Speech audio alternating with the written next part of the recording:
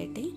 అయితే నా fruit plants అన్నీ మీకు చూపిస్తా అన్నాను కదా, అందులో ముందుగా ఈ ప్లాంట్ని ఎందుకు తీసుకొచ్చానంటే దీని స్పెషాలిటీ అంటే యాంటీ క్యాన్సర్ అండి. ప్యాషన్ ఫ్రూట్ అంటే ఇది ఎక్సోటిక్ వెరైటీ అనే చెప్పొచ్చు. అంటే మన ఇండియన్లో కొన్ని స్టేట్స్లో బాగా దీన్ని పండిస్తారు, కేరళ వైపు ఎక్కువగా ఉంటుంది.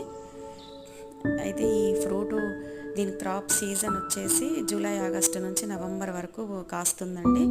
ఈ పల్పుని మనము ఎయిర్ టైట్ కంటైనర్లో పెట్టి డీప్ ఫ్రిడ్జ్లో స్టోర్ చేసుకోవచ్చు.